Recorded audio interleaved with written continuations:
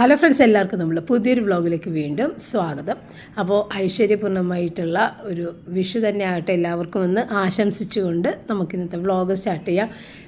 പ്രത്യേകിച്ച് വിഷുവിൻ്റെ ഒരു പാചകമൊന്നും ഞാൻ ചെയ്തിട്ടില്ല, കാരണം ഇത് വെള്ളിയാഴ്ചത്തെ ഒരു വ്ളോഗാണ് കേട്ടോ. അപ്പോൾ വെള്ളിയാഴ്ച പതിവ് പോലെയുള്ള കാര്യങ്ങൾ അന്നെന്താ ചെയ്തത് അത്രേ കാണിച്ചിട്ടുള്ളൂ. അപ്പോൾ ആദ്യം കാണിച്ച ഫോട്ടോ നമ്മൾ 2022 വിഷുവിന് നമ്മൾ എടുത്ത ഒരു വീഡിയോൻ്റെ ഒരു പിക്ചറാണത്. അന്ന് ഞാനും പപ്പയും കൂടിയായിരുന്നു വിഷു ആശംസകൾ പറഞ്ഞത്. അപ്പം അന്നത്തെ വീഡിയോയിൽ ഭയങ്കര കോമഡി ആയിരുന്നു, കാരണം ഈ പഞ്ചായത്തിലെ അരി മുഴുവൻ പെറുക്കിയെടുക്കുന്ന അവസ്ഥയായിപ്പോയി പപ്പട ഒരു വിഷു ആശംസകൾ പറയാനായിട്ട് പപ്പക്ക് പറ്റുന്നുണ്ടായിരുന്നില്ല.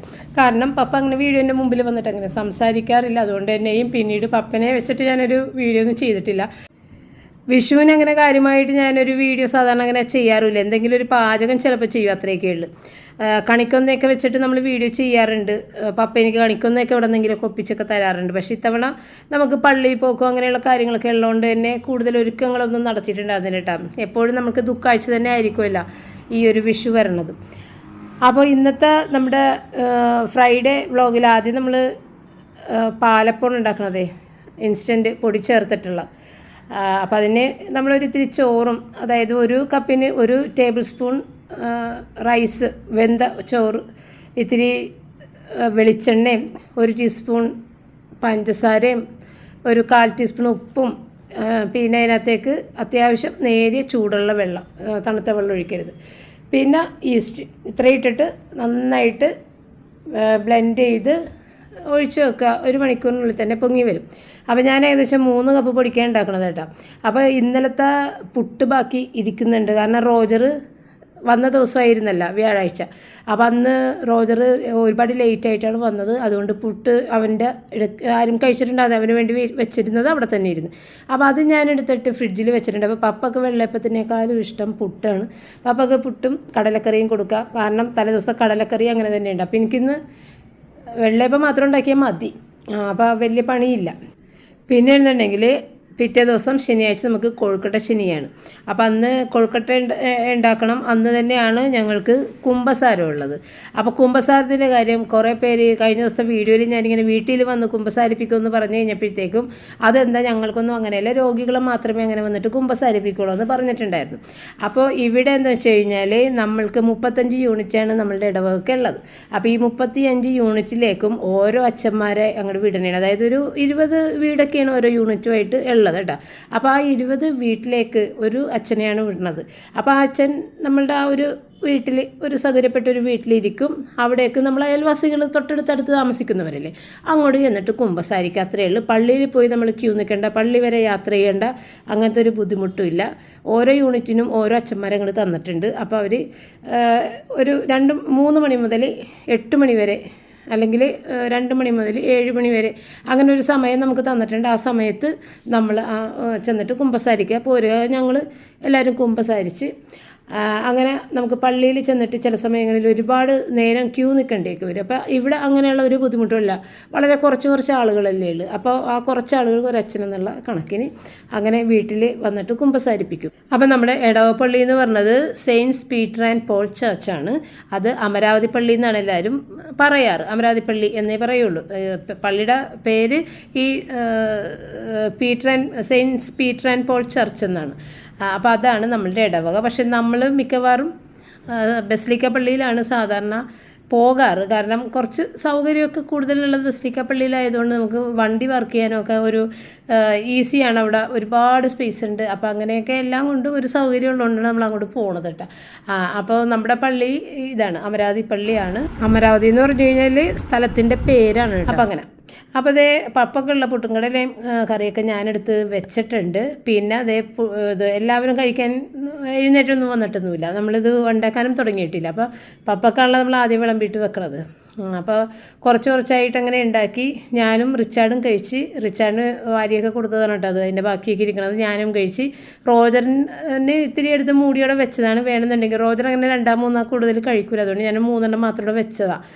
അപ്പോൾ അതെല്ലാം കഴിഞ്ഞ് പിന്നെ നമ്മുടെ ക്ലീനിങ്ങൊക്കെ ഇതിൻ്റെ ഇടയിൽ നടക്കുന്നൊക്കെ ഉണ്ട് കേട്ടോ. അപ്പോൾ ഞാൻ അധികം വീഡിയോ ഒന്നും എടുക്കാൻ എനിക്ക് തോന്നിയില്ല സത്യത്തിൽ. കാരണം ഭയങ്കര ഒരു മൂഡ് ഓഫാണ് എനിക്കിപ്പോൾ. വീഡിയോ എടുക്കുമ്പോഴത്തേക്ക് ഒരു മടുപ്പ് തോന്നും ചിലപ്പോഴങ്ങനെയാണ് കേട്ടോ. പിന്നെ കുറേ നിങ്ങളുടെ മോട്ടിവേഷനൊക്കെ കേട്ട് കമൻസിലൂടെ നിങ്ങൾ അതും ഇതൊക്കെ പറയുമ്പോഴേക്കും പിന്നെ ഞാൻ വീണ്ടും വീഡിയോ എടുക്കും. അപ്പോൾ അങ്ങനെ വീഡിയോ എന്തെങ്കിലും ഒന്ന് കാട്ടി നിങ്ങൾ എന്തെങ്കിലും 2 വാക്ക് സംസാരിക്കണ്ടേന്ന് വിചാരിച്ച് അങ്ങനെ എടുത്ത വീഡിയോ ആണ്. അപ്പോൾ അതേ പപ്പനെ വിട്ടിട്ട് പഴം മേടിപ്പിച്ചതാണ് കേട്ടോ. അപ്പോൾ ചിങ്ങമ്പഴം അതായത് ശനിയാഴ്ച രാവിലെ പുട്ടിൻ്റെ കൂട്ടത്തിൽ കഴിക്കാൻ വേണ്ടിയിട്ട് മേടിപ്പിച്ചാണ്. അപ്പോൾ ഞാൻ പ്രത്യേകം പറഞ്ഞിട്ട് പഴുത്തത് മേടിക്കണേ, ഒരുപാട് പഴുത്തത് മേടിക്കുകയും ചെയ്യരുത്. ചിങ്ങമ്പഴം പെട്ടെന്ന് ഇറ്റങ്ങോട്ട് പോകുമല്ലോ. അപ്പോൾ ഒരുപാട് പഴുത്തതാകരുത്. കഴിഞ്ഞ പ്രാവശ്യം മേടിച്ച പോലെ പച്ചക്കായും മേടിച്ചുകൊണ്ട് വരരുത്. എങ്കിലും എനിക്കൊരു പേടി, പഴുത്തത് മേടിക്കാൻ പറഞ്ഞാൽ പുള്ളി ചീഞ്ഞത് മേടിച്ചുകൊണ്ട് വരും. അതുകൊണ്ട് 1/2 കിലോയെ പറഞ്ഞോളൂ ഞാൻ പേടിച്ചിട്ട്. അങ്ങനെ 1/2 കിലോ കൊണ്ടുവന്നത് നല്ല പഴമായിരുന്നു, അത്യാവശ്യം വേണ്ട പഴുപ്പ്, പിറ്റേ ദിവസത്തേക്ക് നല്ല പാകത്തിനുള്ളതായിരുന്നു. പിന്നെ ഏത്തപ്പഴമൊക്കെ മേടിച്ച് അതൊക്കെ വെച്ച്. അപ്പം ഞാൻ ഇന്നൊരു 2 ബോക്സ് ചിക്കൻ ഇരിക്കുന്നുണ്ട്. അതിൽ ഒരു ബോക്സ് മാത്രം വളരെ കുറച്ച് എടുത്തുള്ളൂ. കാരണം നമുക്ക് ഈ ഒരു റൈസില്ലേ പുതിയത് ഞാൻ ഉപയോഗിക്കാത്തതാണ്, ആദ്യമായിട്ട് ഉപയോഗിക്കണതുകൊണ്ട് തന്നെ ഇതിൻ്റെ വേവ് എനിക്കറിയില്ല. അപ്പോൾ എല്ലാം കൂടി വെച്ച് കഴിഞ്ഞിട്ടുണ്ടെങ്കിൽ ചിലപ്പോൾ കുഴഞ്ഞു പോയാലാന്നുള്ളൊരു പേടിയിൽ 2 കപ്പ് റൈസ് എടുത്തിട്ട് ഒരു നേരത്തേക്ക് 2 പേർക്ക് കഴിക്കാനുള്ളതേ ഉള്ളൂ കേട്ടോ. അങ്ങനെ വെക്കാമെന്ന് വിചാരിച്ചാൽ എന്നാലെല്ലാം റൈസിൻ്റെ വേവ് ഒന്ന് മനസ്സിലാക്കാൻ പറ്റുള്ളൂ. അങ്ങനെ 2 കപ്പ് റൈസ് എടുത്ത് അതിന് വേണ്ടിയിട്ടുള്ള ഇത്തിരി ചിക്കനും എടുത്തിട്ടുണ്ട്. അപ്പോൾ ഇന്ന് ഞാൻ ഉണ്ടാക്കണത് അൽഫാം ചിക്കനാണ്. അപ്പോൾ ഈ അൽഫാം മന്തി. അപ്പോൾ ഈ അൽഫാം ചിക്കൻ ഉണ്ടാക്കാനായിട്ട് പച്ച ചിക്കൻ തന്നെ ഒരുവിധം പരത്തിയെടുക്കണം. ഇങ്ങനെ ഒന്നില്ലെങ്കിൽ ചതച്ച് ഇങ്ങനെ ഹാമർ വെച്ച് അടിച്ചിട്ടൊക്കെ, അല്ലെന്നുണ്ടെങ്കിൽ ഇങ്ങനെ കട്ട് ചെയ്ത് ചിക്കൻ്റെ വലിയ പീസായിട്ടുള്ളത് അങ്ങനെ വെക്കൂലേ, അങ്ങനെ വലിയ പീസായിട്ട് വെച്ച് കഴിഞ്ഞാൽ ഇവിടെ റിച്ചാർഡൊന്നും കഴിക്കൂല. അവൻ ബ്രസ്റ്റ് പീസൊക്കെ അല്ലേ കഴിക്കുള്ളൂ. അപ്പോൾ നമുക്ക് ഏതായാലും അങ്ങനെ വലിയ പീസുകളായിട്ട് എടുക്കൽ ബുദ്ധിമുട്ടാണ്, അങ്ങനെ ഇഷ്ടമല്ല. അപ്പോൾ അതുകൊണ്ട് ഞാൻ ചിക്കൻ്റെ ബ്രസ്റ്റ് പീസ് തന്നെ ഒന്ന് വേവിച്ചിട്ട് അൽഫാമാക്കാമെന്ന് വിചാരിച്ചു. അല്ലെന്നുണ്ടെങ്കിൽ അത് വേഗൂല. ഇതൊക്കെ ഒന്ന് അടിച്ച് പരത്തിയൊക്കെ വെച്ച് കഴിഞ്ഞാൽ പച്ചക്ക് വേവിച്ചാൽ വേഗമുള്ളൂ, അല്ലെന്നുണ്ടെങ്കിൽ കിടന്ന് കരിയുന്നത് അതിൽ നമ്മൾ പുരട്ടി വെച്ചേക്കുന്ന സാധനങ്ങളാണ് കരിയണത്. പക്ഷേ ചിക്കനോട്ട് വേഗയില്ല കേട്ടോ. അതുകൊണ്ടാണ് അങ്ങനെ ചെയ്തത്. അപ്പോൾ നമ്മൾ ചിക്കൻ മാറ്റിയിട്ട് അതിനകത്ത് റൈസ് വേവിക്കാൻ ഇട്ടിട്ടുണ്ട്. പിന്നെ ഇതേ മാരിനേറ്റ് ചെയ്യാൻ വേണ്ടിയിട്ട് മല്ലിയില വളരെ കുറച്ച് മാത്രമേ എടുക്കണുള്ളൂ. സാധനം കുറച്ചല്ലേ ഉള്ളൂ. ചിക്കൻ, തക്കാളി, സവാള, ക്യാപ്സിക്കം, വെളുത്തുള്ളി, ഇഞ്ചി, 1 പച്ചമുളക് മാത്രമേ ചേർക്കണുള്ളൂ. നല്ല എരിവുള്ളതുകൊണ്ട് 1 പച്ചമുളക്. പിന്നെ ഇതിനകത്തേക്ക് ഇത്തിരി പൊടികൾ, മഞ്ഞൾപ്പൊടി, ഗരം മസാല, മുളക് പൊടി, ഒരിത്തിരി കുരുമുളക് പൊടി. അപ്പോൾ ഇന്ന് ഞാൻ ഇത് ഫസ്റ്റ് ടൈമാണ് ട്രൈ ചെയ്യണത് കേട്ടോ. ഈ അൽഫാമിൻ്റെ ഈ ഒരു മിക്സ് ട്രൈ ചെയ്തിട്ടുണ്ട്. നേരത്തെ നമ്മൾ ഗ്രില്ല് ചെയ്തപ്പോൾ ഒരു പ്രാവശ്യം ട്രൈ ചെയ്തിട്ടുണ്ട്. അത് അത്ര ഒരു പെർഫെക്റ്റായിട്ട് കിട്ടിയില്ല. പിന്നെ നമ്മളത് ചെയ്തുമില്ല കേട്ടോ. അപ്പോൾ നമ്മൾ പൊടികളെല്ലാം ചേർത്തേ, മുളക് പൊടി, കുരുമുളക് പൊടി, ഗരം മസാല, മഞ്ഞൾപ്പൊടി. അപ്പോൾ ഇത് കാശ്മീരി ചില്ലി പൗഡർ ആയതുകൊണ്ട് ഇത്തിരി കളർ കിട്ടട്ടെ എന്ന് വിചാരിച്ച് കുറച്ച് കൂടുതൽ ചേർത്തെന്ന് മാത്രം. പിന്നെ ഇതിനകത്തേക്ക് ചിക്കന് വേണ്ടിയിട്ട് ഒരു 1/2 ടീസ്പൂൺ ഉപ്പ് കൂടി ചേർത്തിട്ടുണ്ട്. നമ്മൾ റൈസിന് വേണ്ടിയിട്ടുള്ള ഉപ്പ് മാത്രമേ വെള്ളത്തിൽ ഇട്ടിട്ടുള്ളൂ കേട്ടോ. അപ്പോൾ ചിക്കൻ ഉപ്പുണ്ടാവില്ല. അതുകൊണ്ട് നമ്മൾ ചിക്കനിലുള്ള ഉപ്പും കൂടി ഇട്ടിട്ട് പിന്നെ കുറച്ച് തൈര്, ഇതെല്ലാം കൂടി നന്നായിട്ട് അരച്ചെടുത്തിട്ട് നമ്മൾ ഈ വെന്ത ചിക്കൻ്റെ അകത്തേക്കാണ് ചേർക്കുന്നത്. പച്ചക്ക് ചേർക്കുന്നത് തന്നെയാണ് നല്ലത്, പക്ഷേ ഞാൻ വെന്ത ചിക്കനിൽ തന്നെയാണ്. അപ്പോൾ പെട്ടെന്ന് തന്നെ നമുക്ക് എടുക്കാമല്ലോ, ഫ്രൈ ആക്കി എടുക്കാം, ഉള്ളു വെന്തതാണല്ലോ. അപ്പോൾ അങ്ങനെ ഇത് നന്നായിട്ട് തന്നെ എല്ലാം തേച്ച് പിടിപ്പിച്ചതിന് ശേഷം നമുക്ക് അധികം നേരം വെക്കാൻ നിവർത്തിയില്ല. കാരണം നമ്മൾ റൈസ് അവിടെ വെന്തുകൊണ്ടിരിക്കണല്ലേ. അപ്പോൾ പച്ചക്ക് വെക്കണമെന്നുണ്ടെങ്കിൽ, പുരട്ടിയിട്ട് വെക്കണമെന്നുണ്ടെങ്കിൽ നമ്മളിങ്ങനെ റൈസൊന്നും വേവിക്കാനിടില്ല. പച്ചക്ക് ഇത് മാരിനേറ്റ് ചെയ്തിട്ട് ഫ്രിഡ്ജിലെടുത്തിട്ട് ഒരു 2-3 മണിക്കൂർ വെച്ച് അതിൻ്റെ ടേസ്റ്റൊക്കെ പിടിക്കുന്നത് വരെയും വെച്ചതിന് ശേഷമാണ് പിന്നെ റൈസ് നമ്മൾ സെപ്പറേറ്റ് വേവിച്ചിട്ട് എല്ലാം കൂടി ചേർക്കണത്. അപ്പോൾ നമ്മളുടെ റൈസ് ഇത്തിരി വേവ് കുറവാണ് കേട്ടോ.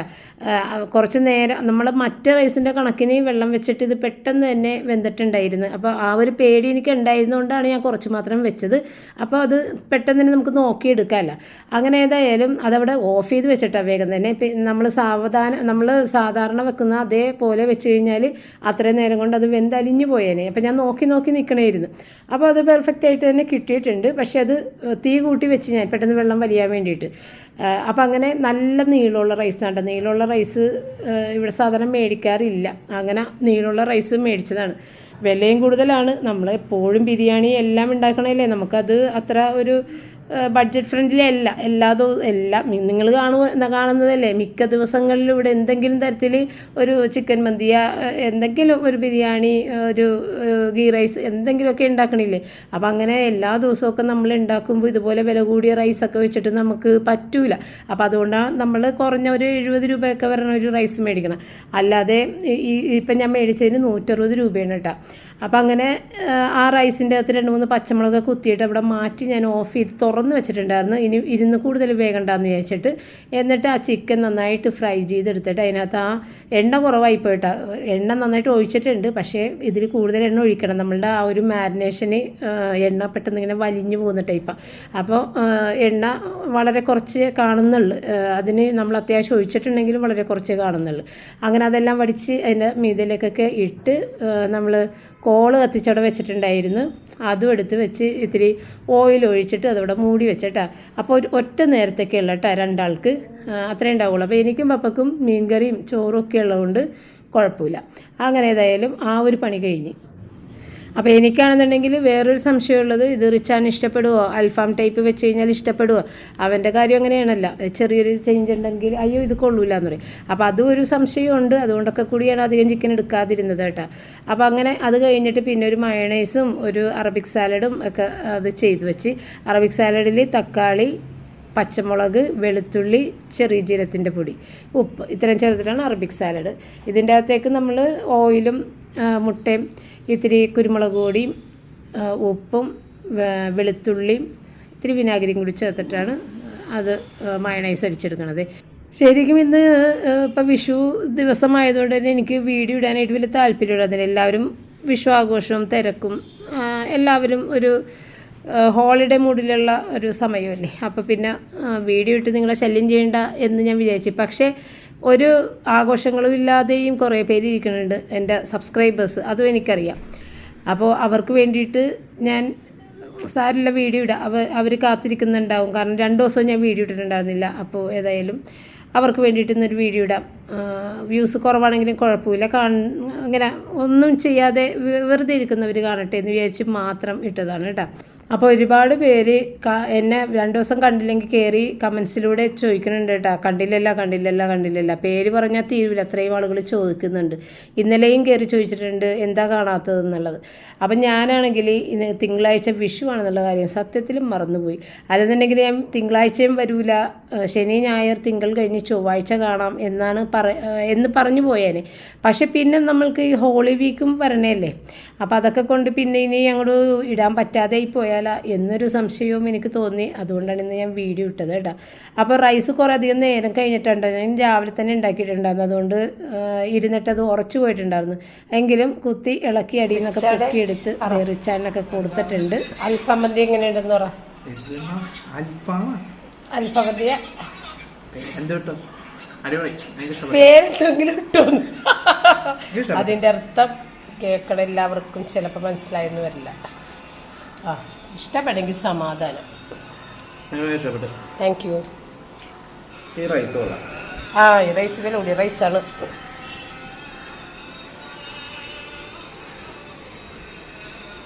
പപ്പക്ക് പനിക്കോളുണ്ട്, എന്നിട്ടും പള്ളിയിൽ പോവുക.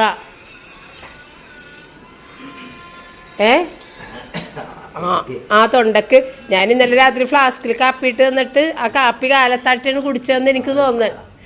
പിന്നെ കാലത്ത് വെച്ച കാപ്പി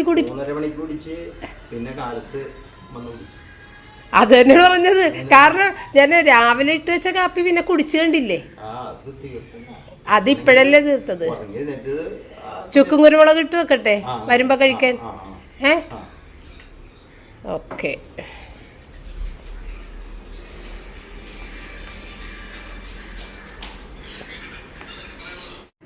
അപ്പോൾ എൻ്റെ പനിയുടെ ബാക്കി പപ്പക്ക് തൊണ്ടക്കൊക്കെ കയറി പിടിച്ചിട്ടുണ്ട്. എങ്കിലും കുഴപ്പമില്ലാതെ നടക്കുന്നുണ്ട്. കാരണം നമ്മൾ അവർക്ക് വേണ്ട കാര്യങ്ങൾ ചെയ്ത് കൊടുക്കുന്നുണ്ട്. അവർക്ക് വേണമെങ്കിൽ റെസ്റ്റ് എടുക്കാം, വേറെ കാര്യങ്ങളൊന്നുമില്ല. എങ്കിലും ഞാൻ രാത്രി ഫ്ലാസ്കിൽ കാപ്പിയിട്ട് കൊടുത്തിട്ടുണ്ടായിരുന്നു കേട്ടോ പപ്പക്ക്.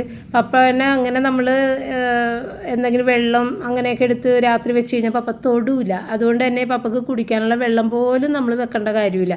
വെച്ച് കഴിഞ്ഞിട്ടുണ്ടെങ്കിൽ ആ കുപ്പിയിൽ പായൽ പിടിക്കണതല്ലാതെ പപ്പ വെള്ളം തൊടൂല. അപ്പോൾ അതുകൊണ്ട് തന്നെയും പപ്പനോട് ചോദിച്ചിട്ടാണ് വെക്കണത്. അപ്പോൾ തലേദിവസം രാത്രി കിടന്നപ്പോൾ ഞാൻ ചോദിച്ചു ഫ്ലാസ്കിൽ കാപ്പിയിട്ട് വെക്കട്ടെ ഇത്തിരി.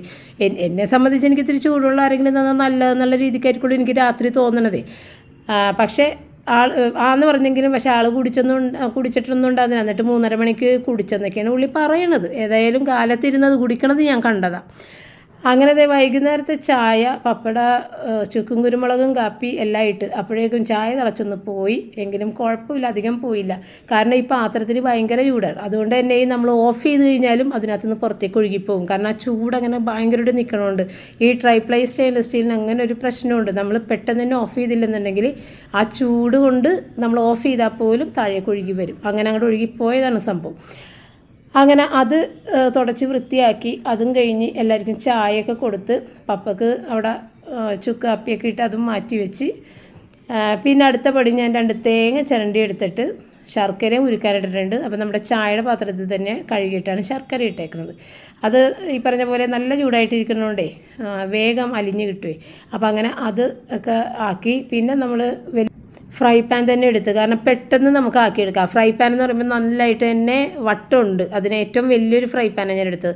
അപ്പോൾ അതിലേക്ക് തേങ്ങയും ശർക്കരയും കൂടിയിട്ട് വിളയിച്ചെടുക്കാനായിട്ട് എളുപ്പമാണ്. ചെറിയ അധികം വലിപ്പമില്ലാത്ത പാത്രത്തിൽ വിളയിക്കുന്നതിനേലും പെട്ടെന്ന് തന്നെ അതായി വരും. അപ്പോൾ ഞാൻ പിറ്റേ ദിവസം എന്ന് പറയുമ്പോഴത്തേക്കും ഈ പറഞ്ഞ പോലെ തിരക്കുള്ള ദിവസമാണ്. എല്ലാം കൂടി നിന്നിട്ട് നമുക്ക് ചെയ്യാൻ പറ്റില്ല. റൂബിയുടെ കുളിപ്പിക്കാൻ കൊണ്ടുപോകേണ്ടത് 1 മണിക്കാണ്. ഉച്ചയ്ക്ക് 1 മണിക്ക് ഇവിടെ നിന്ന് ഇറങ്ങണം. 2 മണിക്കാണ് സമയമെങ്കിലും നമ്മൾ പോകുന്ന ഇത് പനമ്പള്ളി നഗറിൽ എപ്പോഴും ഭയങ്കര ബ്ലോക്കാണ്. അവിടെ ട്രെയിൻ പാസ് ചെയ്യുന്നത് കൊണ്ടേ അവിടെ എപ്പോഴും ബ്ലോക്ക് വരും, അടച്ചിട്ടേക്കുള്ളൂ. അപ്പോൾ അതും കൂടി സമയം കണക്കാക്കി വേണം നമ്മൾ നേരത്തെ ഇറങ്ങാനായിട്ട്. അപ്പോൾ 1 മണിക്ക് 1:15 ഇറങ്ങണമെന്ന് റിച്ചാർഡ് പറഞ്ഞിട്ടുണ്ടായിരുന്നു. അപ്പോൾ അതുകൊണ്ട് അതും കഴിഞ്ഞ് വന്നിട്ട് നമുക്ക് ഉടനെ കുമ്പസാരത്തിന് പോകണം. അപ്പോൾ അങ്ങനെ പിറ്റേ ദിവസത്തെ തിരക്കുകൾ എനിക്ക് മുൻകൂട്ടി അറിയാവുന്നതുകൊണ്ട് തന്നെയും രാവിലെ നമ്മൾ കൊഴുക്കട്ടയും ഉണ്ടാക്കി വെച്ചിട്ട് വേണം ഈ കാര്യത്തിനൊക്കെ ഇറങ്ങി വീട്ടിൽ നിന്ന് പോകാൻ. അപ്പോൾ അതുകൊണ്ട് തലേ ദിവസം തന്നെ ഞാൻ ഈ ഫില്ലിങ് റെഡിയാക്കി വെക്കാമെന്ന് വിചാരിച്ച്. അപ്പോൾ ഈ ഒരു പാൻ ഉണ്ടല്ലോ, എനിക്ക് തോന്നുന്നു ഇപ്പോൾ ഉണ്ടാകുന്ന എനിക്ക് അറിയില്ല ഇൻഡസ് വാലിയുടെ ആ ഒരു അവരുടെ സൈറ്റിൽ. കാരണം അത്രയും വലിയ പാനാണിത്.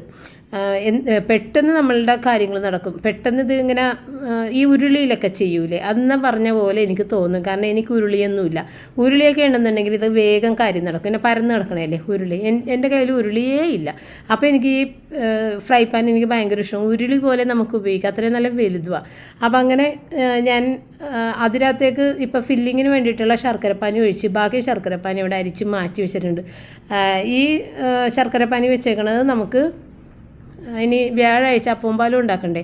അപ്പോൾ അതിന് വേണ്ടിയിട്ട് പാലിലൊഴിക്കാൻ ഈ ഒരു ശർക്കരപ്പാനി ഉപയോഗിക്കുക. എല്ലാ വർഷങ്ങളും അങ്ങനെ തന്നെ ചെയ്യണം. നമ്മൾ മിക്കവരും അങ്ങനെ തന്നെ ഇരിക്കുള്ളൂ ചെയ്യണത്. ഒറ്റ ഉരുക്കി വെക്കുമ്പോൾ ആ ഒരു പണി കഴിഞ്ഞിരിക്കും. അങ്ങനെ തേങ്ങ കുറച്ച് വെള്ള തേങ്ങ ആദ്യം എടുത്ത് ഞാൻ പുട്ടുണ്ടാക്കാനായിട്ടൊക്കെ ഇട്ട് മാറ്റി വെച്ചിട്ടുണ്ട്. ഇതിനകത്തേക്ക് നമുക്ക് കറുപ്പ് വീണ ശർക്കര ചേർത്ത് കൊടുക്കുക. കാരണം ഇത് കറുത്തല്ലേ ഇരിക്കണത്. അപ്പോൾ നമ്മൾ പുട്ടൊക്കെ ഉണ്ടാക്കുമ്പോൾ കറുപ്പ് വീണ ശർക്കര ചേർക്കാതെ ഉണ്ടാക്കുമ്പോൾ ഒരു നല്ലൊരു വെണ്മ ഉണ്ടാവും പുട്ടിന്. അപ്പോൾ അതുകൊണ്ട് ഞാൻ ഏറ്റവും ആദ്യം 4 മുറി തേങ്ങയും ഇങ്ങനെ വെള്ള ഭാഗം മാത്രം ചിരണ്ടി എടുക്കും. എന്നിട്ട് അതങ്ങോട്ട് മാറ്റിയതിന് ശേഷം പിന്നെ ബാക്കി 4 തേങ്ങയുടെയും ബാക്കി ഭാഗം അപ്പോഴാണ് ഒന്നിച്ച് ചിരണ്ടി ഇപ്പോൾ ഈ ആവശ്യത്തിന് വേണ്ടിയിട്ട് എടുത്തത്. അപ്പോൾ കുറച്ച് ഞാൻ മാറ്റി നോക്കിയെങ്കിലും ഞാൻ വിചാരിച്ചിരിക്കട്ടെ. പക്ഷേ ഇത്രയും വേണ്ട എന്നുള്ളത് നമുക്കറിയാം. കാരണം ഇവിടെ ആരും കൊഴുക്കട്ട തിന്നൂല. എനിക്കൊട്ടും തന്നെ ഇഷ്ടമില്ല. എങ്കിലും ഞാൻ ഈ ഒരു സമയത്ത് കഴിക്കുമെന്നേ ഉള്ളൂ. വലിയ ഇഷ്ടമൊന്നുമില്ല. റിച്ചാർഡും റോജറും ഒന്നും തൊടൂല കൊഴുക്കട്ട. അപ്പോൾ അവർക്ക് വേണ്ടിയിട്ട് ഉണ്ടാക്കണ്ട, എനിക്കും പപ്പക്കും വേണ്ടി മാത്രം. പിന്നെ നമ്മളുടെ മതപരമായ ഒരു ചടങ്ങും കൂടിയല്ലേ. അപ്പോൾ അതുകൊണ്ട് ഉണ്ടാക്കാതെ നിവൃത്തിയില്ല. ഇവിടെ പണ്ട് പപ്പ ഷിപ്പിലായിരുന്ന സമയത്തൊക്കെ ഇല്ലേ, ഞാനും കുട്ടികളും മാത്രമുള്ള സമയങ്ങളിൽ ഈ സാധനങ്ങളൊന്നും ഞാൻ ഉണ്ടാക്കില്ലായിരുന്നു. അപ്പവും പാലും ഒന്നും ദുഃഖവെള്ളിയാഴ്ച ഒന്നും ഉണ്ടാക്കില്ല, ഈ കൊഴുക്കട്ട ഉണ്ടാക്കില്ല. കാരണം കുട്ടികൾ ആരും കഴിക്കില്ല. പിന്നെ എനിക്ക് വേണ്ടി മാത്രം ഒരാൾ കഴിക്കാൻ വേണ്ടിയിട്ട് ഉണ്ടാക്കണം. അപ്പോൾ ഞാൻ അത് വിട്ട് കളയുമായിരുന്നു. പക്ഷെ അങ്ങനെ ചെയ്യരുത്, ഇത്തിരിയെങ്കിലും ഉണ്ടാക്കണമെന്ന് എല്ലാവരും എന്നോട് പറയും. എങ്കിൽ തന്നെ എനിക്ക് മടിയാകും. അവർക്ക് വേണ്ടല്ല, പിന്നെ ഞാൻ എന്തിനാണ് ഇങ്ങനെ ഉണ്ടാക്കണമെന്നൊക്കെയുള്ള ഒരു ചിന്തയിൽ ഞാൻ ഉണ്ടാക്കില്ല കേട്ടോ. പക്ഷേ ഇപ്പം പപ്പയൊക്കെ നാട്ടിലുണ്ടല്ലോ, അതുകൊണ്ട് അങ്ങനെ ഉണ്ടാക്കും. അപ്പോൾ നമ്മൾ ഇത്തിരി ജീരകത്തിൻ്റെ പൊടി ചേർത്ത് കൊടുത്താണ്ട, കാരണം ഇത് ഏലക്കയും പഞ്ചസാരയും മാത്രം പൊടിച്ചതാണ്. അപ്പോൾ ഇത്തിരി ജീരകം ചുക്ക് ഉണ്ടെങ്കിൽ നല്ലത്. പിന്നെ ഞാൻ ചുക്ക് ചേർത്തില്ല, ഏതായാലും ചെറിയ ജീരകം മാത്രം ചേർത്ത് ചുക്ക് പൊടിയും കൂടി ചേർക്കണം, നല്ലതാണ്. അങ്ങനെ അതൊന്ന് വരട്ടി പെട്ടെന്ന് തന്നെ മാറ്റി ഒരു ചെറിയ പാത്രത്തിൽ തണുത്തതിന് ശേഷം എടുത്തിട്ട് ഞാൻ മാറ്റി വെച്ചിട്ട് ഉറുമ്പ് കയറാതെ. അപ്പം നമ്മുടെ അൽഫാം മന്തി ഉച്ചക്ക് തന്നെ തീർന്നത് ഞാൻ പറഞ്ഞല്ലോ, 2 ആൾ കഴിച്ചപ്പോഴത്തേക്കും അത് തീർന്നു. അപ്പോൾ രാത്രിത്തേക്ക് അവൻ പറഞ്ഞിട്ടുണ്ടായിരുന്നു, മമ്മിയൊന്നും ഉണ്ടാക്കണ്ട, ഞാൻ പിസ്സ മേടിക്കും, അതുകൊണ്ട് വേറെ ഒന്നും ഉണ്ടാക്കണ്ടെന്ന് പറഞ്ഞു. എങ്കിലും പപ്പക്കുള്ള ചോറും കറി ഉണ്ടായിരുന്നു, എനിക്കുമില്ല കുട്ടികൾക്കും കഴിക്കാനൊന്നും ഉണ്ടായില്ല. അപ്പോൾ ഒന്നും ഉണ്ടാക്കണ്ടെന്ന് പറഞ്ഞു. അങ്ങനെ പിസ്സ ഓർഡർ ചെയ്ത് വരുത്തി. എങ്കിലും റിച്ചാർഡ് എന്തോ അവിടെ ഒരു ചെറിയൊരു വർക്ക് ചെയ്തിരിക്കുന്നുണ്ട്, അത് കഴിഞ്ഞിട്ട് വരാമെന്ന് പറഞ്ഞിട്ട് അവിടെ ഇരിക്കുന്നുണ്ട്. റോജറാണെന്നുണ്ടെങ്കിലും അവിടെ ഇരുന്ന് റൂബിനെ കൂടി കളിക്കുന്നുണ്ട് കേട്ടോ. അപ്പോൾ ഇതിൻ്റെ കൂടെ കുടിക്കാനായിട്ട് പെപ്സിയോ കോളയൊക്കെ ഓർഡർ ചെയ്യാനായിട്ട് അവർ അത് ഇൻസ്റ്റാമാർട്ടിലാണ് ഓർഡർ ചെയ്തേക്കണം. അപ്പോൾ അത് വരാനും കൂടിയിട്ട് വെയിറ്റ് ചെയ്തിരിക്കുന്നതാണ്. അപ്പോൾ റിച്ചാർഡിന് ഇതൊക്കെ കഴിക്കുമ്പോൾ അത് ഇല്ലാതെ ഒരു സന്തോഷമില്ല. അപ്പോൾ റോജർ കുളിച്ചിട്ട് വന്ന് അവിടെ കിടക്കണേണ് കേട്ടോ, റൂബിനെ കളിപ്പിച്ച് അവിടെ കിടക്കണം. അപ്പോൾ റിച്ചാർഡ് ഇത് കഴിഞ്ഞിട്ട് വരാമെന്ന് പറഞ്ഞ് റിച്ചാർഡ് അവിടെ ഇരിക്കുന്നുണ്ട്. അങ്ങനത്തെ ഞാൻ ഈ പിസ്സയുടെ ഇത് നോക്കി കുറച്ച് നേരം അവിടെ നിന്ന്, പിന്നെ പെപ്സി ഒക്കെ ഒന്നും വന്ന് കണ്ടില്ല, കുറച്ച് ലേറ്റായി തോന്നുന്നുണ്ട്. അപ്പം ഞാൻ ഏതായാലും ഇത് പിള്ളേർക്ക് എല്ലാം വീതിച്ചിട്ട് കൊടുക്കാമെന്ന് വിചാരിച്ചു. കാരണം ഇത് 6 ഫ്ലേവറിൻ്റെ ആണല്ലോ, അപ്പോൾ അതെല്ലാം അവർക്ക് ഓരോ ഫ്ലേവറും കൊടുക്കണമല്ലോ. അപ്പോൾ അതുകൊണ്ട് ഞാൻ എല്ലാം ഇങ്ങനെ എടുത്ത് സെർവ് ചെയ്ത് വെക്കാമെന്ന് വിചാരിച്ചു. അപ്പം പപ്പ അവിടെ പുറത്തുണ്ട് കേട്ടോ, പുറത്ത് നിന്നിട്ട് സംസാരിച്ചുകൊണ്ടിരിക്കുന്നതാണ് ഫ്രണ്ട്സിൻ്റെ അടുത്ത്. അപ്പോൾ പപ്പ കഴിഞ്ഞ തവണ മേടിച്ചിട്ട് കഴിച്ചില്ലല്ലോ. ഫസ്റ്റ് ടൈം നമ്മൾ പപ്പനെ പറ്റിച്ച് കൊടുത്ത് ബീഫിൻ്റെ ആണെന്ന് പറഞ്ഞിട്ട്, സെക്കൻഡ് ടൈം പപ്പ പറഞ്ഞ് എനിക്ക് വേണ്ടാന്ന് പറഞ്ഞ്. പക്ഷേ ഇല്ലേ, ഇത് കഴിക്കുമെന്ന് ഞങ്ങൾ വിചാരിച്ചില്ല, കാരണം സെക്കൻഡ് ടൈം കഴിച്ചിട്ടുണ്ടായിരുന്നില്ല. ഇതിപ്പോൾ 3ാമത്തെ പിസ്സ നമ്മൾ ഈ വലിയ പിസ്സ മേടിക്കണത്. അപ്പോൾ പപ്പ അകത്ത് കയറി വന്ന്, അപ്പോൾ ഞങ്ങളെല്ലാവരും കഴിച്ച് കഴിഞ്ഞിട്ട് ബാക്കി കുറച്ചവിടെ ഉണ്ടായിരുന്നു. അപ്പോൾ ഏതായാലും പപ്പ ഇത് കഴിക്കുമെന്ന് എനിക്ക് തോന്നില്ല. അപ്പോൾ ഞാൻ ഊണെടുത്ത് അവിടെ വെച്ചിട്ടുണ്ടായിരുന്നു കേട്ടോ, ഞാൻ വീഡിയോ എടുത്തില്ലായിരുന്നു കേട്ടോ, ഞാൻ പറഞ്ഞതാണ്. അപ്പോൾ ഊണെടുത്ത് അവിടെ വെച്ചിട്ടുണ്ടായിരുന്നു. എന്നിട്ട് ഞാൻ വെറുതെ നമ്മളിങ്ങനെ അതേ പിസ്സ ഇരിപ്പുണ്ട്, വേണമെന്നുണ്ടെങ്കിൽ കഴിച്ചോട്ടാന്ന് പറഞ്ഞ്. പക്ഷേ പുള്ളി എടുത്ത് കഴിച്ച്, ചിക്കനാണെന്ന് അറിഞ്ഞുകൊണ്ട് തന്നെ കഴിച്ച്. അങ്ങനെ പപ്പ ഏതായാലും പിസ്സയും കഴിച്ച് ചോറും ഒക്കെ കഴിച്ചിട്ടാ. അപ്പോൾ ഇത് ഇൻസ്റ്റാമാർട്ടിൽ നിന്ന് ഇത് വന്നപ്പോഴത്തേക്കും ഒരു ഇത്തിരി ലേറ്റായി, നമ്മൾ കഴിച്ച് കഴിഞ്ഞിട്ടുണ്ടായിരുന്നു, അപ്പോഴത്തേക്കാണ് വന്നത്. അപ്പോൾ ബാക്കി ഇത് ഇത്രയും പിസ്സയാണ് വെച്ചിട്ടുണ്ടായിരുന്നത്, അതിനകത്ത് 2 പീസാണ് പപ്പ കഴിച്ചത്. പിന്നെ ഞാനും കോക്ക് കുടിച്ചിട്ടുണ്ടായിരുന്നില്ല, അപ്പോൾ അതും എൻ്റെയും പപ്പയുടെയും 2 എണ്ണം കൊണ്ടുപോയി ഫ്രിഡ്ജിൽ വെച്ചേട്ടാ. സാധാരണ നമ്മൾ സാധനങ്ങൾ മേടിക്കുന്ന കവറെല്ലാം കത്തിച്ച് കളയണം, പക്ഷേ ഈ ഒരു പിസ്സയുടെ കവർ കത്തിക്കാൻ എനിക്ക് തോന്നിയില്ല. പപ്പ കത്തിക്കട്ടെ എന്ന് പലതവണ എൻ്റെ അടുത്ത് ചോദിച്ചെങ്കിൽ അതൊന്ന് കാണുമ്പോൾ ഒരു സന്തോഷമാണ്. അപ്പോൾ ഇപ്പോൾ കത്തിക്കണ്ടെന്ന് പറഞ്ഞ് പിടിച്ച് വെച്ചതാണ്. ഇപ്പോൾ ഏതായാലും 3ാമത്തെ കവറും ആയിട്ടുണ്ട്. അപ്പോൾ ഇനി നമ്മൾക്ക് അടുത്തൊരു വീഡിയോ ആയിട്ട് നാളെ വീണ്ടും കാണാം. താങ്ക്